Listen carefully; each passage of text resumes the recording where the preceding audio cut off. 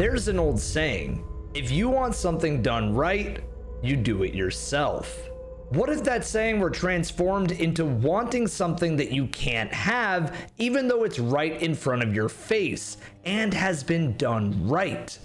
Well, then I guess you just have to make your own version from the ground up.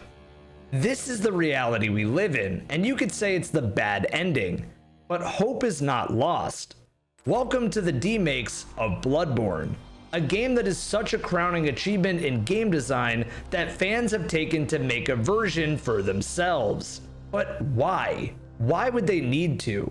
And why has Bloodborne on PC joined the urban legends of Half-Life 3, Hollow Knight Silksong, and Silent Hills? You need only unravel its mystery. 7 years. 7 years of community hope, 7 years to age like a fine wine. 7 years to come to a frustrating conclusion. And that conclusion? Bloodborne is the best FromSoft game ever made. And it's the one game most of you cannot play today. Or at least not the way you want to. I've already frustrated some of you who clicked on this video, but before you write that angry comment, hear me out for 1 second. You see, this video isn't just about why Bloodborne is the best Souls game. This video is a love letter to the fan base of a game nobody expected to be this beloved. A game that even after 7 years leaves me with an unparalleled sense of awe, an atmosphere drenched in horror, and a combat style so addictive it stands above all others almost a decade after its release. So, why is Bloodborne better than Elden Ring? And why is it only on PlayStation? Let's step back into the never-ending Lovecraftian world of Yharnam one more time. Welcome to why I believe that Bloodborne is the best Souls game ever made.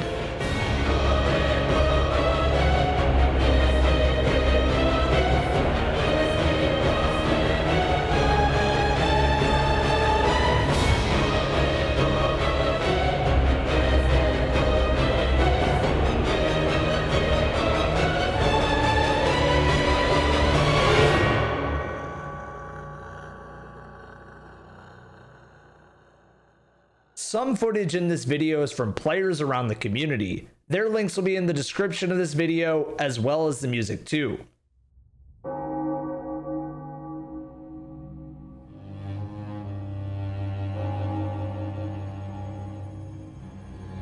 Bloodborne is one of gaming's most atmospheric and haunting experiences. For a place that is so lifelike, the story is primarily focused on death. Unlike other From Software games before it, Bloodborne pits the player in the present rather than the dark future.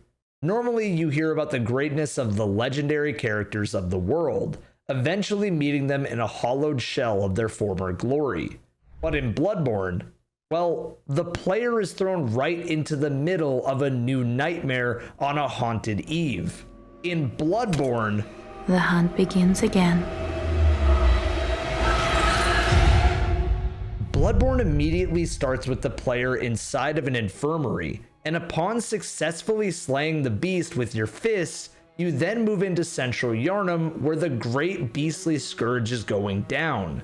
Here you see bodies burning, men being converted into beasts with bandages on, and the frenzy of a hunt gone terribly wrong all around you. From the get-go, you are trapped in a smothering maze with no room to breathe. The atmosphere is palpable, with people who have locked themselves inside to get away from the beasts next door. And just as this Victorian Gothic city of Yharnam has completely gone to shit, you find yourself trapped inside without any weapon to fight the prowling horrors. Just as you are about to escape this nightmare through a nearby alleyway, you are killed by a mysterious creature.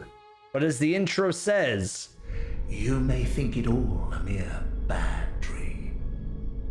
The player awakes once more, now equipped with a weapon to slay beasts and a trick to slay something greater.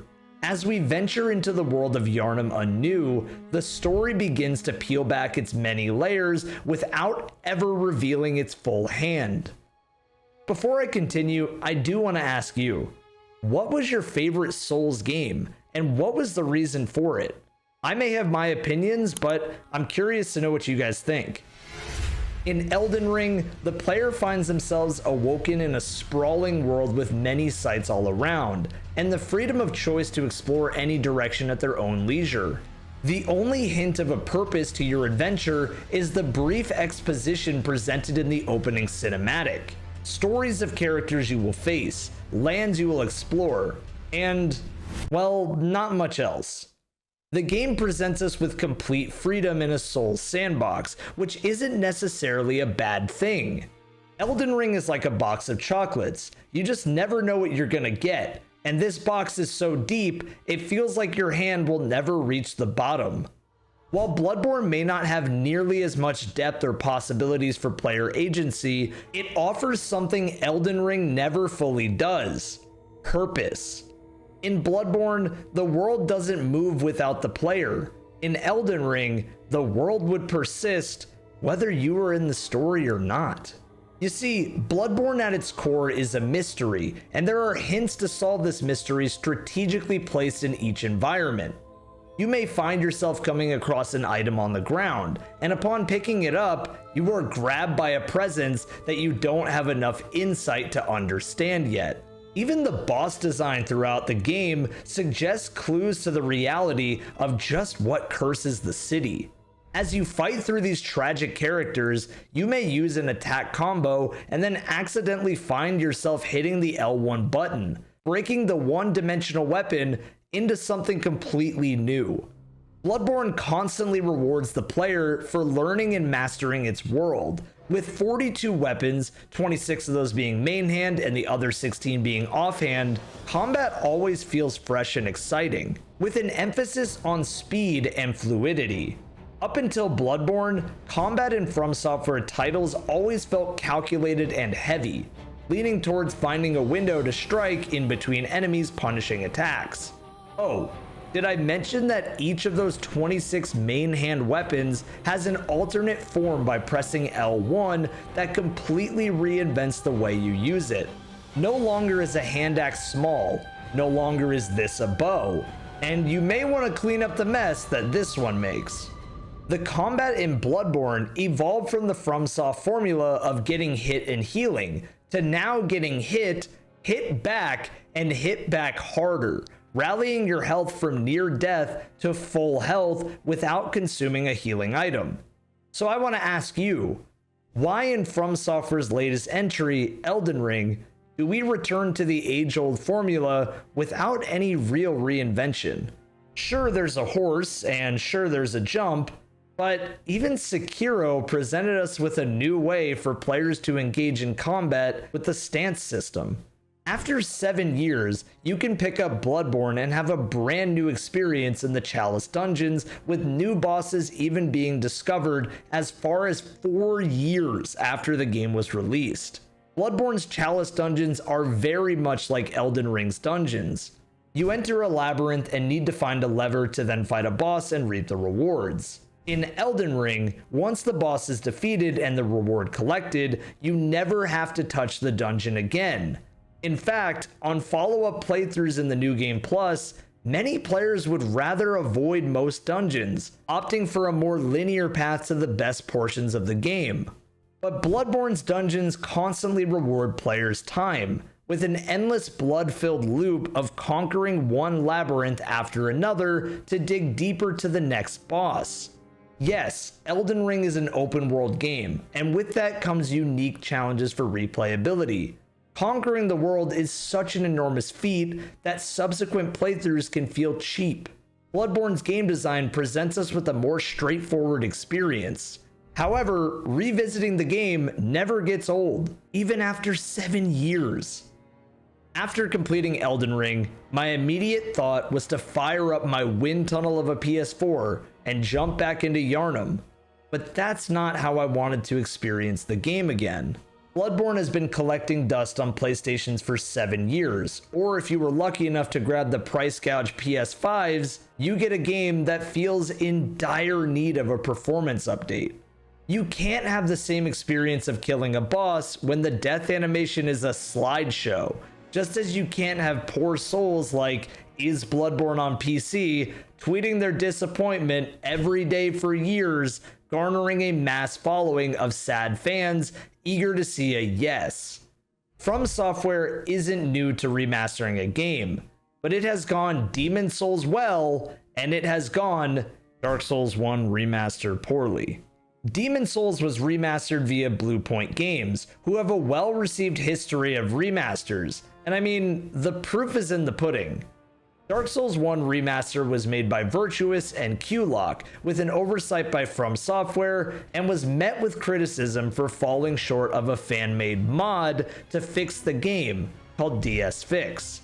The damage this remaster caused the PC modding community was massive, having them completely scrap projects because they were built on the old version of the game. And this remaster was a $60 frame rate and performance patch for consoles more than anything. So that leaves us with these two options. Either Bluepoint Games remasters Bloodborne in their unique art style that they gave Demon Souls, or Fromsoft patches Bloodborne to 60 FPS and pushes the game to all platforms. The funny thing is, both of these would be welcomed, since it's something that fans just want to have so they don't have to make their own games. The only thing stopping Bloodborne from coming to PC is the very company that funded the property, Sony. Sony have been making strides in these past few years to get with the times, first by enabling crossplay support, then by putting their own first-party games on PC, and most recently, forming the PlayStation PC label.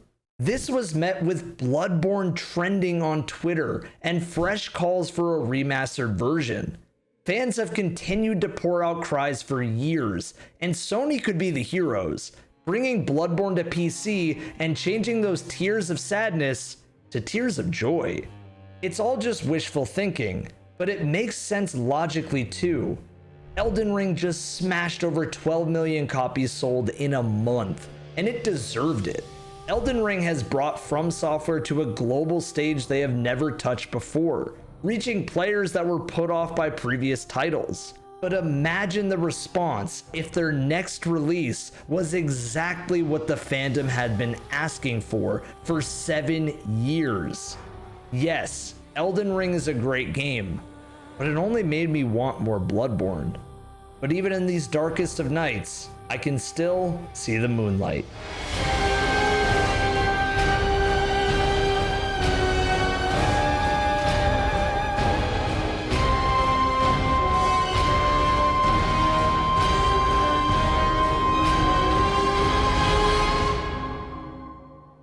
If you guys did like this content though, be sure to subscribe, be sure to like the video, all that jazz. And if you guys are interested, I do stream on Twitch at EvanF1997, as well as having a second channel that's called EvanF Clips, and having my very own Discord and other social links in the description.